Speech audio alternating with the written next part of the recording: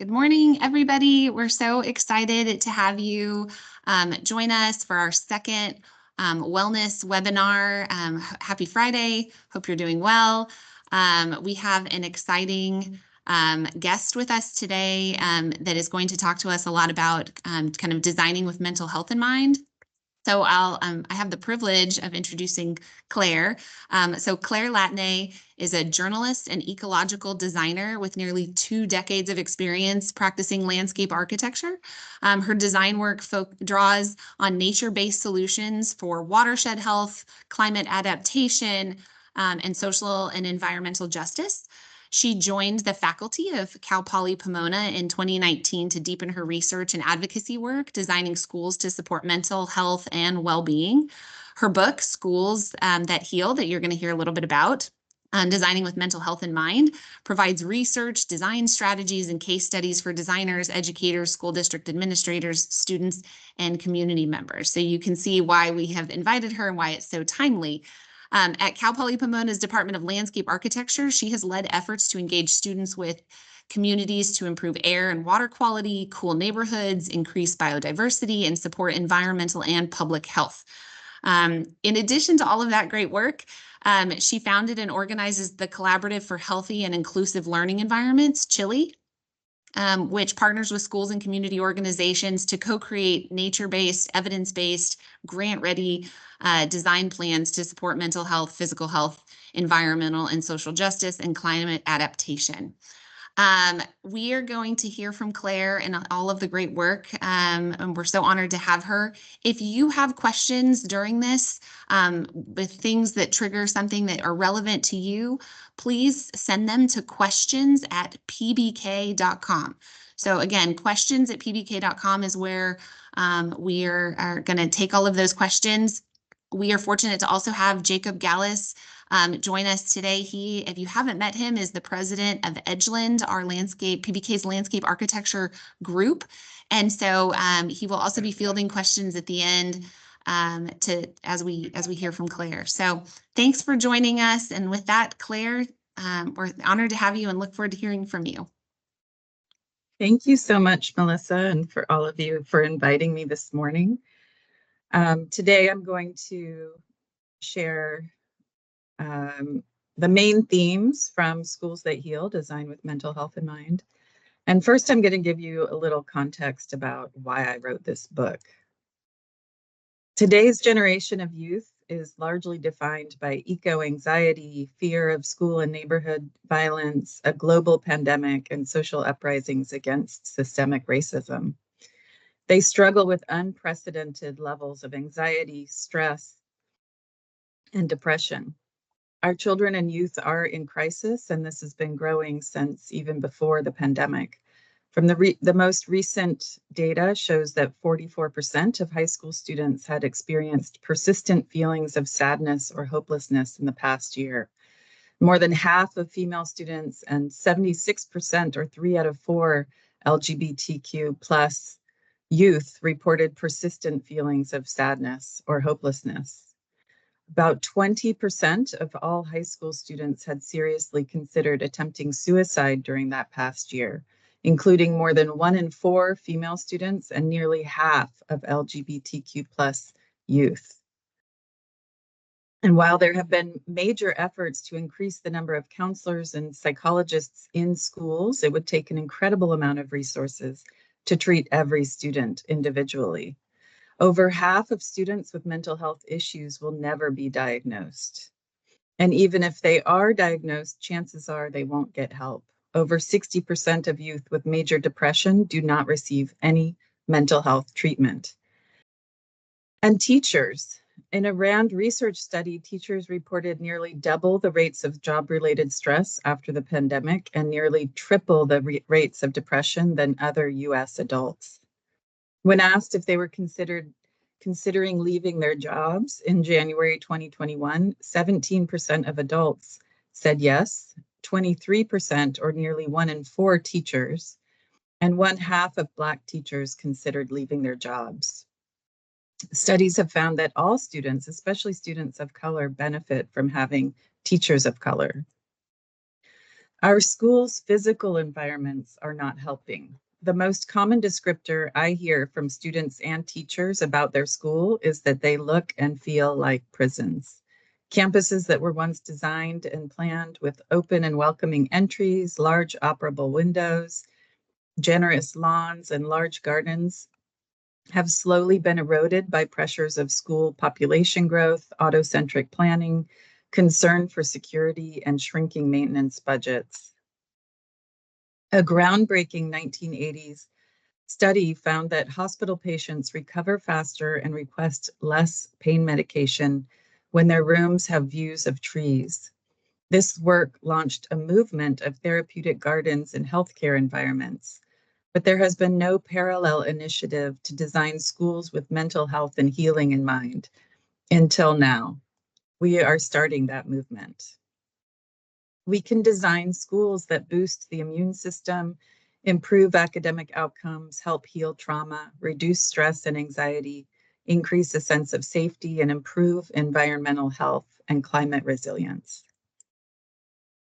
50 years of research shows that viewing and being in nature calms our breath, reduces our heart rate, stress, and anxiety, and brings communities together.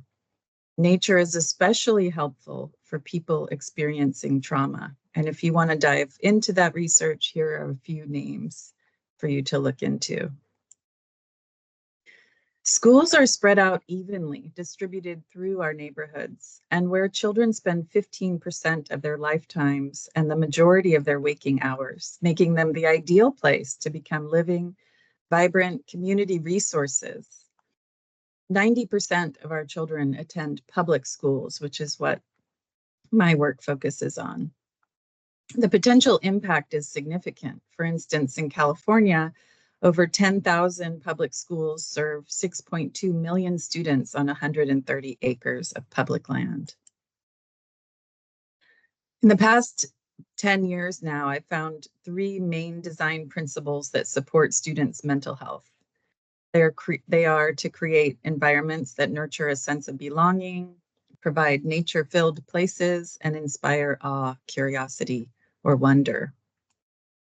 I'll share some specific strategies for each one. Nurture a sense of belonging. First, we need to include students and teachers in the design process.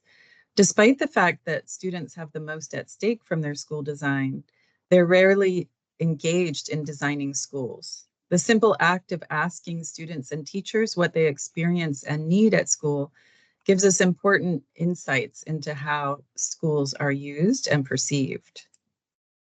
When designing schools, the process is most often top-down and siloed. The physical space, for instance, is planned and designed by one team, and the educational space or curriculum planned and designed by a completely different team. Students, teachers, school administrators, and those who develop the curriculum are left out of the school planning and design process.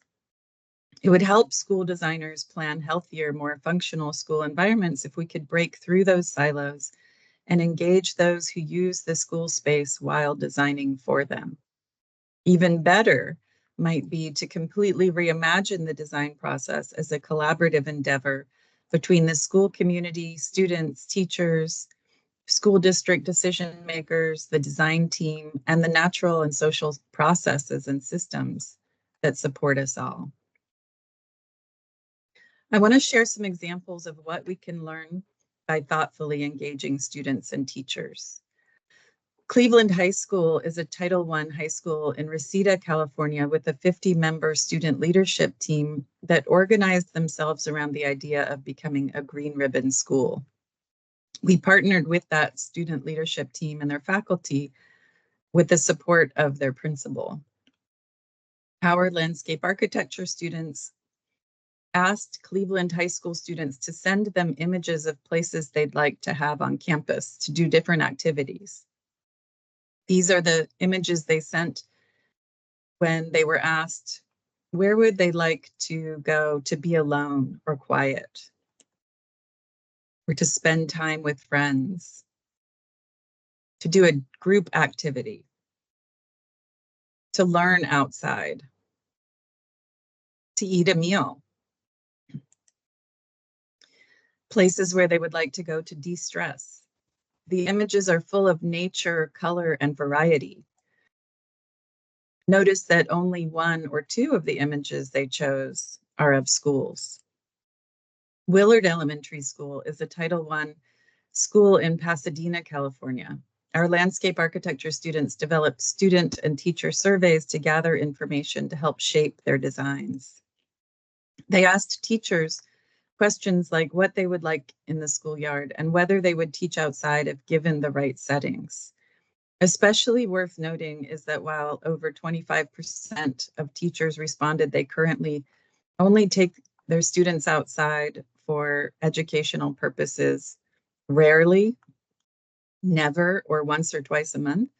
When asked if they would teach outside if given the right settings, 85% said they would teach outside daily or weekly. We can honor teachers' wishes and students' lived experiences by understanding that many students learn best by doing. This arroyo at an environmental charter high school in Lawndale, California, was designed by students while learning about the natural ecosystem that used to inhabit the site. This physics garden at Pomona College allows students to feel and experience the forces, the physical forces they're learning about. This lets children with learning differences feel successful as students and lets teachers see students in a variety of learning landscapes. Learning outside can change how teachers see themselves and how students see themselves. How teachers see students. In her 2019 landscape architecture master's thesis, Lisa Strong asked 19 teachers to participate in an outdoor learning intervention. Which involved teaching a 30-minute session outdoors twice a week for 12 weeks. Before the study, she asked teachers whether they thought outdoor learning could engage students academically. 3/4 said yes, 22% said sometimes. And when asked about struggling students, half the teachers thought it was true that outdoor learning could engage students academically. After the intervention, all the teachers said yes, even for struggling students, that outdoor learning could engage students academically. What I thought was more interesting is that Strong also asked teachers how struggling students face setbacks. Before the intervention, 100% of teachers answered that struggling students gave up too quickly when faced with setbacks. After teaching outdoors just 30 minutes twice a week for 12 weeks, 60% of the teachers answered that struggling students bounced back when faced with setbacks, and 40% answered that students worked harder. This striking shift in perception lasted after the learning intervention ended. After returning to the classroom, 75% of teachers answered that struggling students bounced back, 12% answered that they worked harder, and 13% said they got overwhelmed when faced with setbacks. No teachers thought that struggling students gave up too quickly. Imagine the impact on students if their teachers feel that they are working hard and can succeed. We also need to think deeply about accessibility. Our codes and policies put hyper-focus on mobility without addressing the different needs of students who have developmental, sensory integration, or invisible physical disabilities that would benefit from a variety of natural textures, surfaces, and social and play opportunities and challenges. Even for disabilities that limit mobility, occupational therapists and special education teachers emphasize the importance of natural settings. There's also a problem with play structures made with petroleum products like plastic and recycled rubber surfaces. These materials get dangerously hot in the sun, fail to provide creative play and exploration, are toxic to the environment and children, and far more expensive than nature-based play materials. Another design strategy is to create cozy places and quiet spaces, small spaces away from activity, which are probably the most rare species on school campuses. Ideally in or with views of nature can provide respite. And then we also need to think about providing enough seating. Too many schools have a shortage of seating in lunch areas or gathering areas. And scarcity of seating or anything else creates competition and hierarchy. We can provide places where students can rest and recuperate. Research shows that rocking, swinging, and even walking brings us back into our bodies and restores a sense of calm. Hammock groves are popping up in parks and college campuses around the country. Why not schools? Because people of all ages, from the smallest child to the grandmothers you see here, find comfort in swinging and rocking. And nurturing belonging also means thinking about the messages we send to students and the greater community. For instance, to create a welcoming entry and edges to the school. This helps students and their families feel connected to their campuses. Front entries facing the street without gates and fences convey a sense of welcome and certainty to visitors, students, and the greater community. The second principle is to provide nature-filled environments. We can design with nature to create comfortable indoor and outdoor environments with less energy. Design buildings and classrooms to block the summer sun and bring in the warming winter sun, and to allow natural breezes to cool and ventilate interior spaces. Design the landscape so that rainwater from roofs and pavements flows into planting areas to encourage deep roots and to recharge the aquifers, and work with our land management teams to let plants grow to their natural height and form so that wildlife can benefit from them, and to let leaves and grasses stay on the ground to decompose and become new soil. This also reduces the noise and air pollution and energy use from landscape machinery, which erodes student and teacher health as well as their ability to learn. We can support students' feelings of safety through design with nature-filled environments. A University of Michigan doctoral study correlated environmental attributes in 100 Michigan high schools with student behavior and educational success. Matsuoka found that larger classroom windows and higher human activity levels on the street in front of schools associated with less student crime, while an open campus policy allowing students to leave freely for lunch, and natural features next to school buildings associated with more students planning to go to four-year colleges. Wide open views, on the other hand, even if they were of living grass, like the image on the right, related to more student crime and fewer students planning to go to college. Matsuoka's study found that big open areas like this made students feel less safe and correlated with more student crime and disorderly conduct. We can break up those large spaces by placing trees strategically where students can benefit most from them, providing plenty of shade where students congregate or eat lunch for schools that eat outside. This campus is similar to most existing trees are concentrated around the perimeter and in a few key areas like the main quad. But research shows that when around 40 to 50% of a block is covered with tree canopy, you can see a reduction in urban temperatures. It actually starts reducing the urban heat island effect. And that reduction in temperatures reduces the risk of heat-related illnesses, which is growing and puts children and youth at most risk. We can also be strategic in placing trees outside of classroom windows and cafeteria windows because views of trees help reduce stress during and after tests and boosts academic performance. Of course, this would only be effective if we work with teachers and administrators to uncover classroom windows because so many look like this. We need to forget the myth that all eyes and attention in the classroom must be on the teacher. Students need and deserve physical access to trees and gardens, and to restore their attention and reduce stress so that they can learn. But teachers also need these green views.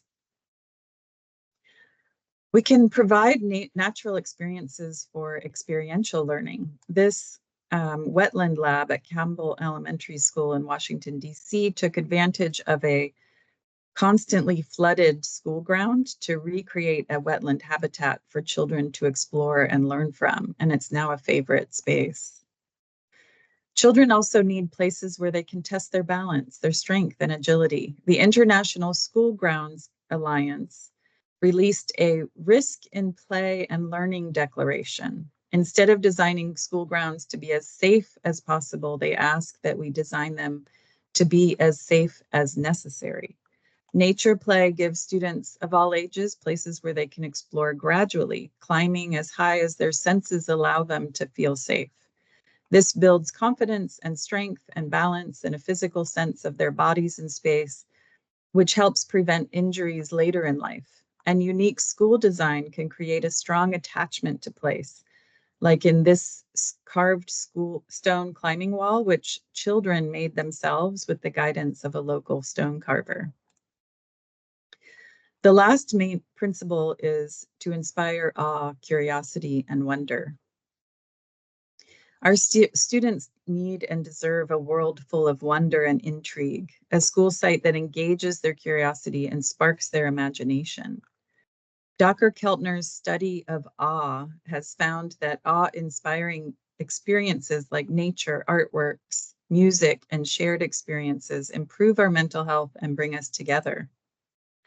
Most common are nature, music, visual design, and moral beauty, or when we witness people helping other people. Less common, but often more profound, are those experiences on the bottom. Collective effervescence, or what we experience when we are in a large group of people, for instance, cheering on a sports team, or in collective action, or spiritual experiences, epiphanies, when we learn something unexpected that changes our worldview. And of course, births and deaths, life's beginnings and endings bring awe. In schools, we could think about including public art that speaks different narratives to each individual. But even small experiences, like discovering little creatures like snails or roly-polies. During moments of stress or anxiety, these special moments and places become anchors to hold on to. They help students develop an attachment to place that improves mental health and a sense of community and belonging. These three principles nurture a sense of belonging, provide natureful places, and inspire awe, can help us design school environments that nourish and nurture our students and teachers, give them places for respite and places to be whole. The physical design of our schools can improve the lives of the hundreds or thousands of children and teenagers that attend each day and support the teachers and staff who are there to help them. If we apply these principles at a whole district or city scale, we can improve public health, equity, and resilience to climate change by reversing inequitable access to parks, trees, and gardens, and providing the multiple social and environmental benefits they bring. One of the biggest hurdles towards transforming school campuses is communication. We're trying to shift perceptions, priorities, and practices formed over more than a century of industrialized school design. Our language, whether we are teachers, designers, administrators, or counselors, is full of code words. How are we supposed to transform school environments if we don't understand the person we are trying to convince, or if they don't understand us? We need to meet people where they are.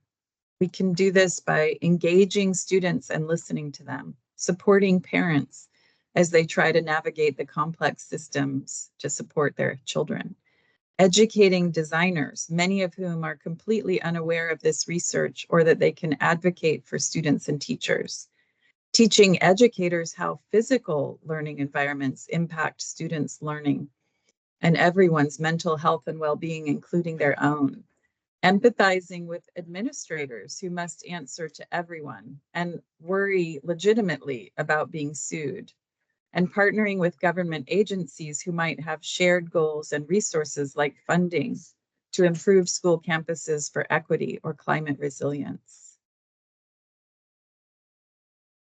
And how to pay for these improvements in the long term, especially for nature-based solutions like trees and gardens, which often bring up the issue of no funding for maintenance because money doesn't grow on trees, or does it? Schools that heal by including nature and trees and gardens can provide many benefits that save money in the short and long term. They reduce flooding and increase local water supplies, cool the air and surface temperatures by 20 to 45 degrees, reducing energy spent on cooling and heat-related illnesses. They reduce air pollution by as much as 60% to improve heart health, protect from skin cancer, increase safety, provide community, all of which save money on social services and infrastructure. But here's an example of a strategy to take advantage of those benefits, linking finance streams to acknowledge that investing in one system might reduce costs in another system.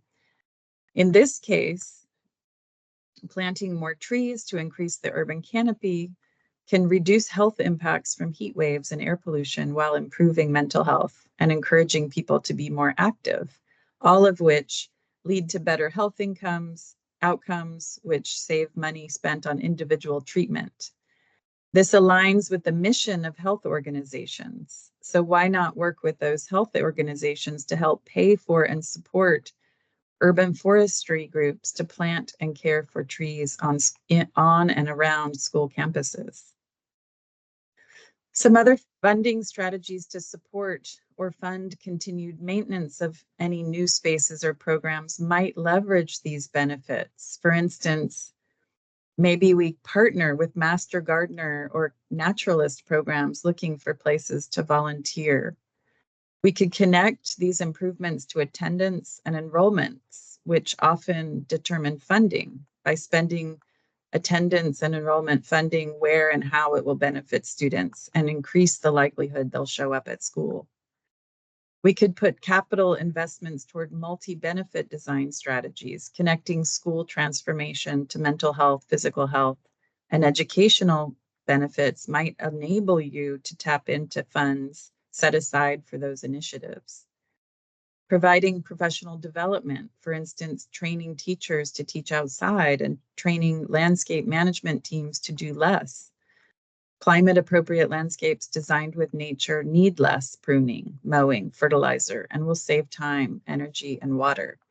And one thing I left out here was engaging students in caring for their own school landscapes and systems can provide jobs training, green jobs training. Meeting city, county, state, and federal goals for stormwater management, climate resilience, could tap into potential funding or partnerships through grants. We can also look outside the district for funding. Small grants from businesses and local agencies are available in most communities, or partnering with government agencies who might be looking for sites like schools to improve climate resilience. State grants, usually in partnership with a nonprofit partner who can oversee the project and implement it. And then we can advocate for policy change and funding at the state or federal level. Here are two recent bills that you could advocate for and support, and I'm happy to share these afterwards if you'd like more information. The Living Schoolyards Act, brought up by Senator Martin Heinrich from New Mexico, is still in play at the US Congress. And in California, you can call Assembly Member Al Muratsuchi to support the California Education Bond, which has at stake the potential to add $1 billion for green schoolyards. Some schools are already doing this work. I want to share with you just a few that were designed to support health and well-being and have seen the impacts on their students and school communities. A lot of these ideas have been around for over a century and were sparked by the 1918 Spanish flu and tuberculosis pandemics. This is a school built in the 1920s with generous windows designed to tilt in, you can see at the far left there, to allow airflow without blowing around paper inside the classrooms. Even though the building was retrofitted for earthquakes and stuccoed over, the original design intention is still there. High ceilings, wood floors and trim, hip to ceiling windows that tilt open, allowing fresh air and daylight. Notice the placement of the steam radiator under the window. This was a design innovation at that time. Radiators were oversized to keep the rooms warm in winter with the windows open for ventilation. This is what the schoolyard looked like 10 years ago. Eagle Rock Elementary School, this same school, was the first schoolyard that we designed with the help of Cal Poly Pomona landscape architecture students in 2009. This community-led, nature-based studio led to a $350,000 stormwater grant that supported a collaborative design process between the community and a behavioral health researcher and our design team. The final design was a collaboration between teachers, parents, students, and administrators, and the behavioral health expert, Dr. Marcy Rainey. Before we designed the site, Dr. Rainey and her directed research students observed how and where students used the schoolyard and used motion monitors to measure students' activity levels. After the schoolyard was transformed and as the design matured, Dr. Rainey and her students came back to observe and measure student behavior and activity levels in the new yard. These are some images of what the transformation looked like. Dr. Rainey found that the more variety in the physical design of the schoolyard, the higher the number of students who were engaged in physical activity and positive social behavior. Students spent around 17% more time active in the transformed schoolyard and gained 20 to 30 additional minutes of moderate to high activity level per week. And what was really important, significant for her, was that girls spend as much recess time active as boys when they play on green space, not asphalt. You can see on that graph on the right. They found that Eagle Rock Elementary students spent more time in small groups in the greener play areas than the asphalt play areas, which associated with more positive social interactions. Antisocial interactions such as bullying decreased by 40 to 50% after students were given time to adjust to the novelty of the new design. Teachers, students, and parents noticed a drastic difference. Teachers said they gained 20 minutes of instruction time after recess because they no longer had to redirect students to pay attention. Here's an example of a new school design with mental health and safety in mind. Sandy Hook Elementary. In 2012, 20 children and 6 adults died at Sandy Hook Elementary School in one of the worst school shooting massacres in our history. Afterwards, the Newtown School District shuffled already scheduled district-wide renovations to rebuild Sandy Hook first. The surviving students, teachers, staff, and their families and the community needed a new space to help them move forward. Architect Barry Svigals and his firm facilitated the design process with a focus on deeply engaging the community. They selected 50 community advisors to drive design decisions. The security and safety team acted as advisors along with parents, teachers, mental health professionals, public health experts, social workers, students, and the design team. This interdisciplinary group represented the interests of the entire community and fostered a holistic view of safety and wellness. In the years after the Sandy Hook school shooting, schools and districts around the country hardened their perimeters, adding automatic gates, security cameras, and guards to watch the building. It's poignant to see that Sandy Hook Elementary took a different approach. The community wanted a school that symbolized an embrace. The advisory team wanted the school to be secure, but not at the cost of feeling safe. Since no other school had been designed specifically with this in mind, there was no comparable research to guide the design. Instead, they looked to the research on human behavior and feelings of safety and healing that I shared earlier. The new design is welcoming and warm and connects the school community to the healing qualities of nature. You can see here in the front entry of the school and the main atrium, a two-story space with stained glass panels that look out into a back garden. The architect sited the building close to the woods and wetlands that edge the school property, allowing every classroom to have views of trees. This outdoor amphitheater faces the woods and acts as a classroom or gathering space. And the building itself is full of natural materials and references to nature, including at the end of each classroom wing, a small perched room shown here in the upper right, inspired by a treehouse where students can go to be alone or with a small group of friends. Webster Middle School was built in 1954 using a then very typical finger plan with rows of classrooms connected by a walkway shaded by an overhang. These were built during the 50s to accommodate the baby boom generation as they began going to school.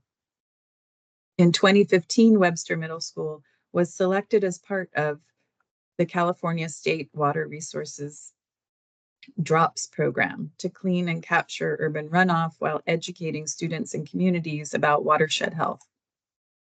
Studio MLA placed and designed stormwater interventions where they would most benefit students and teach the community. In the front entry garden, shown there on the far right, between classroom buildings, and along the edge of the field at the upper left, which flooded whenever into the neighborhood's yards whenever it rained. This is the soggy edge of that field, shown in the upper right, which became a riparian habitat and biofiltration swale to teach students about native plants and their purposes. This is the area outside the cafeteria, which had been mostly broken asphalt with small tree wells punched in a grid. This became two long biofiltration swales simply by cutting out the asphalt between the tree wells and making low seat walls along one side to protect the plants from students walking through them. And this is an image of a previously barren courtyard between classroom buildings, becoming viewing gardens and stormwater demonstration gardens. Community engagement and environmental education was a key part of the program. Had many partners, which led this part of the process. Here's an example from Falls Church, Virginia. George C. Marshall High School was built in the 60s with the obligatory athletic fields that dominate on most high school campuses. The main academic buildings, the original buildings, are shown in the bottom right, two classroom donuts surrounding courtyards, allowing every classroom to have one wall of windows with views out to trees. According to Samaha Architecture's Tom Lee, in 1998, Marshall experienced a gang-related fatal shooting of a former student on the site of the school, and the event really rattled the community. So a new modernization project served the greater purpose of redefining the school as a celebrated place of learning, focusing on healing the community at large. The 2011 renovation to increase the capacity from 1,500 to 2,200 students included a new entry shown here, a new library, which is to the far left of that entry, renovated floors, windows, ventilation, lighting, and in addition to a new classroom building. Energy efficiency was a central focus. The new library is full of light and views to trees and carpet and movable furniture to let students arrange themselves. The architects took every opportunity to provide views to the outside world, including stairwells, laboratories, and art classrooms. Even the music room has windows.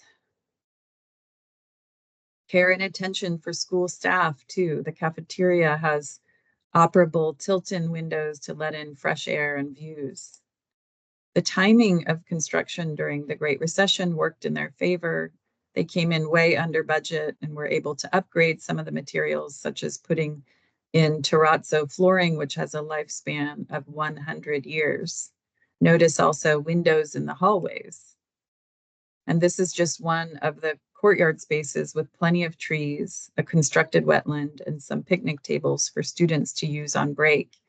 Each grade level has a designated courtyard outdoor space to use during breaks or classrooms. Changing our learning environments doesn't have to be super costly. The New York City Department of Health and Mental Hygiene launched a program where it gave 10 New York City high schools $10,000 each and partnered them with a design team to help students develop a mental health awareness poster campaign and a place where students could go when they need a moment to de-stress. Students created chill zones, meditation rooms, and gardens. This small budget project makes a big difference for students when they need to de-stress. Students, like the rest of us, need a new vision of the future. We can remake schools into nurturing, nature-filled, and inspiring places to learn and be. The world most of us live in now, increasingly paved, loud, chaotic, and absent of relief, isn't healthy for any of us. Education is moving away from prescriptive, lecture-based teaching, but our schools are still shaped that way. 9 reasons why we should design schools with mental health in mind. This is how I start the book, Schools That Heal, just to think about the big picture. Schools that heal are important because children need healthy environments to develop healthy nervous systems. They're important because mentally healthy design supports public health and works towards justice. Designing with empathy, not fear, increases students' sense of belonging and safety. Design can amplify existing restorative justice and mental health programs. Boosting students' immune systems and physical ability with nature play increases long-term health and physical safety, as well as mental health and well-being. Ecological literacy helps students thrive in school and gives them a sense of optimism and purpose and hope, something they need now more than ever. Nature-based and community-led design nurtures teachers too, and we have a real crisis of teachers leaving the profession. Including students and teachers in an inclusive, collaborative, multidisciplinary design process helps them feel heard and valued. And a community-led, nature-based design approach can support justice, equity, diversity, and inclusion in communities and in the design process. This is some information for how to contact me or how to get a discount on Schools That Heal, and I'm happy to answer any questions. Thank you. Well, thank you, Claire. This as I started writing down questions as the presentation continued, you answered a lot of the questions. But we did receive a number of questions that I'll read. So for one of the first questions, and this is just to everybody, is that they said, "This is great. Can I share this? How can I get a copy of this presentation?" We will be sharing this webinar for all attendees.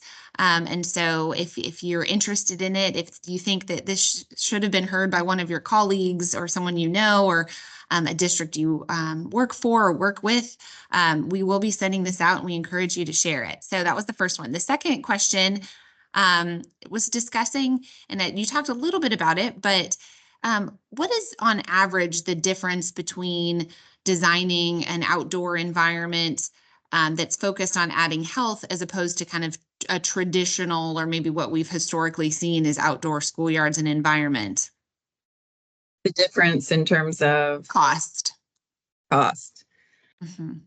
Well, it depends on what kind of area you're talking about. I mean, we've actually been really trying to nail this down because it's difficult to get data from school districts. So if this question is from a school district, I'd love to know if they're willing to share their real information on how much it costs to pave and upkeep, for instance, an asphalt schoolyard. One Mhm. of the most expensive pieces of designing a nature-filled schoolyard, especially in elementary schools in more metropolitan areas where they're mostly asphalt, is removing the asphalt and sometimes remediating the soil underneath. But in the long term, most of our state grants require a maximum of 15-gallon trees. So for those designers that are used to specifying 24-inch, 36-inch, 40, like big specimen trees, in California, we use 15-gallon trees, which are really affordable, grow very fast, usually outgrow 24-inch or even 36-inch box within a couple of years. They're healthier that way. They're better established. So it doesn't have to cost a lot. There's so much variety. I'm kind of having a hard time telling you the Sure. exact difference because there's so much variety there, but hopefully that gives Sure. a little Hopefully bit that, of yeah, context. hopefully that answers their question. And then the second, or I guess third question, um, it was said teachers are so busy, as are many stakeholders with their kind of traditional indirect or secondary role in the process. What ways have you used to engage teachers or other stakeholders to have buy-in and input into the process while not disrupting their already busy workday? Yeah, that's a great question. We've come into the biweekly teacher meetings, staff meetings with principal help. We'll come in and do a short presentation and survey, very short presentation, like 10-minute presentation about the benefits of these kinds of changes, and then ask them in live time to complete a digital survey on how they use the schoolyard now, what they would like to see, any concerns, any places they would like to maintain in their schoolyard. That's one way to engage them in um, a quick thinking session. We also, when we partner with schools through our landscape architecture school design studio, um, our students offer lesson plans, offer activities that teachers can use during class time. For instance, the Eagle Rock Elementary School student engagement happened because the third grade teacher wanted a creative way of teaching her students how to map, and about watershed health, both of which are part of the curriculum. So if you, especially for your design team, if you have a local landscape architecture program nearby, those landscape architecture students or faculty might be willing or really loving to introduce K through 12 students to mapping, watershed health, landscape architecture as a profession. You could table at a career day event or share information at career days, which schools are always looking for. Yeah, and then we've also engaged with after school clubs. For instance, the Cleveland High School um, Environmental Club engaged with us as part of their activities after school, and the same with Willard Elementary. We were able to work with first grade through fifth grade students because a second grade teacher had engaged a green club, which met every Tuesday after school for 2 hours. So our students worked with them during that time. That's great. I'll ask my question and then I will kick it to Jacob, whom I know has a number of questions. Um, with some of these great projects like Eagle Rock, it seems that, and especially with all of the data that you provided with the benefits once they made some transformations for the students, has it become contagious? Is the rest of the district excited and looking to do similar work? And has it taken a catalyst to kind of implement change across districts, or what kind of work have you seen in that facet? Yeah, it's interesting because, Los Angeles Unified School District is the second largest school district in the country. And like most large school districts, famous for that bureaucracy, the bureaucratic process. And even, people within the district are just as frustrated as those of us trying to make change in the district. So it was a real lift to get Eagle Rock Elementary built. The district partnered with the grant writers, but then after the grant was won, it took a long time for them to receive it because of that concern for maintenance. There was no maintenance budget from the district. So we had to get really creative with how that maintenance was going to be handled. And the elementary school raised money, a few $1,000s in order to have a maintenance contract for 3 years to meet the grant requirements, but also not put extra burden on the district. And this is why I really encourage partnerships. California has a California Naturalists program. And I don't know, I just learned about this a few months ago. So I've been imagining they require volunteer hours similar to a Master Gardener program. I imagine that would be such a beautiful partnership to partner with one of those programs to guarantee maintenance, to give people a place to practice their training, to train.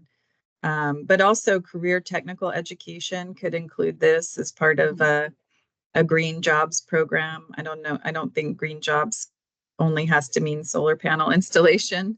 Couldn't it mean native biodiversity, gardening, all of these things as well? So all that to say that after Eagle Rock Elementary was installed, it became what was called the crown jewel of the LAUSD's greening program. And it has been really helpful because it has research, because Dr. Rainey researched the outcomes. It has been very helpful in terms of sparking the movement to move faster. There are still lots of hurdles that we're working with the district to overcome. But yeah, does that answer your question? That does. That's helpful. Jacob, I'll kick it to you. I know you had a couple questions. Yeah, I think our team had a few here. I think you started to answer one of them, that the training for maintenance people. So I like the idea of getting the master gardeners or whoever that group is involved with the maintenance departments to train them, because that's always a hurdle that we have to deal with. It's like it's one thing to put in prairie grass, but how does the school know how to maintain that? Even us explaining it once in a meeting, it's difficult to, keep them up on. That's good. I liked what you were saying about speaking their language and just making sure that I think we get surrounded by design and landscape constantly to be able to break it down for people and come down to everyone's level and make sure that we are understanding each other is very good.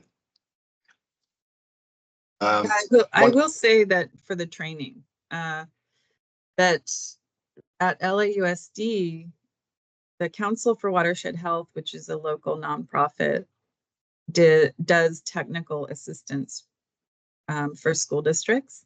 And one of their technical assistance programs is training maintenance staff, because whether or not you have volunteers, you want your land managers to know what's happening, especially because there's such a high turnover in maintenance personnel. You want the program managers and the CPMs, or whatever the term is for your own regional maintenance folks at the district, to really be aware of the issues and the opportunities. So there may be the opportunity to partner with a local nonprofit or Native Plant Society to do that kind of training. One thing we've learned too is to try to roll in a maintenance agreement with the construction. So trying to get 1 year, 2 year maintenance agreements and really get these things established, because a lot of your issues, 75% of your issues with things dying off or tuning the irrigation, things like that will happen at that time. So it's nice to have that lumped in with the construction cost. So how about DSA approval? Any challenges with these nature-based play areas or even nature areas?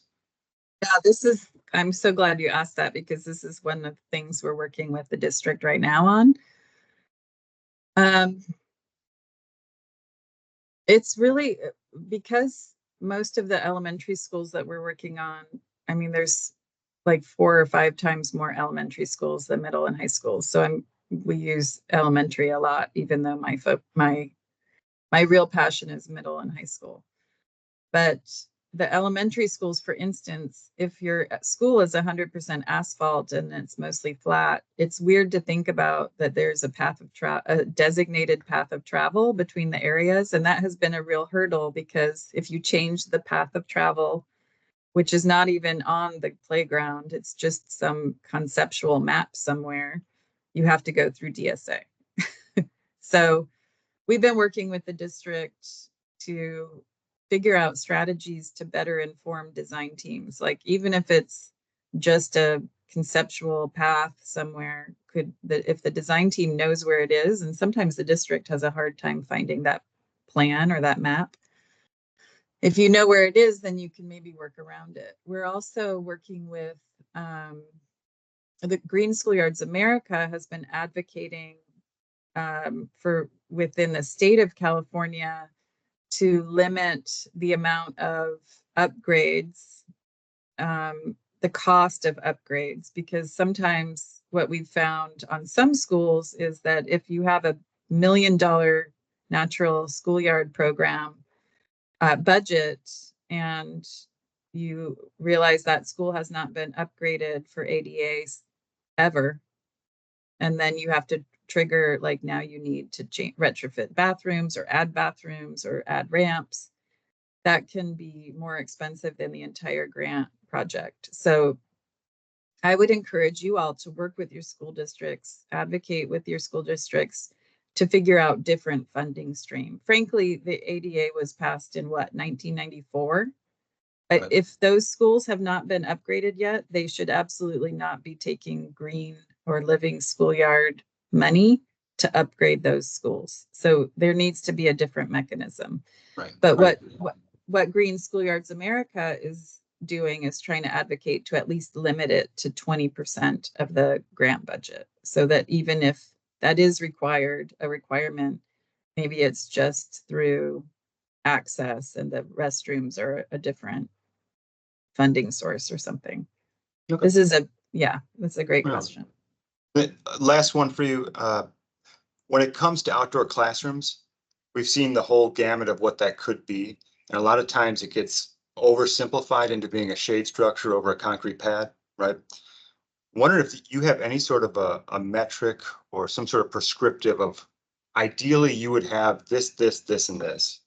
Do you have any idea of what that would be? Just so when we're approaching things, like, well, we need 1,000 square feet of this and a shade structure to cover this many people, that sort of thing.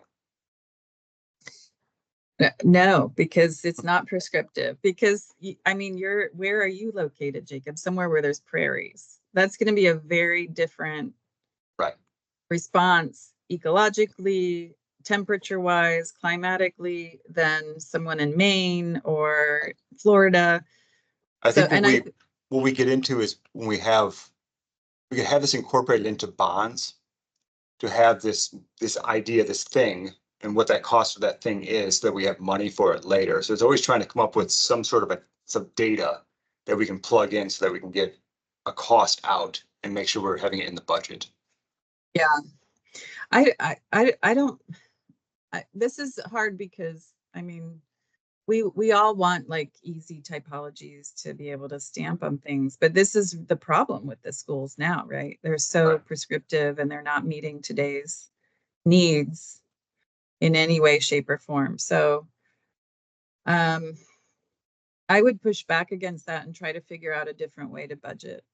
I mean, but to get back to that first question, like how cost versus cost, I mean, I was astounded the first time I heard a play structure off the shelf costs like $50,000. At least. What you can do with that money in terms of planting trees, even grading, rain gardens, prairie space. I mean, it's just, it goes so much further.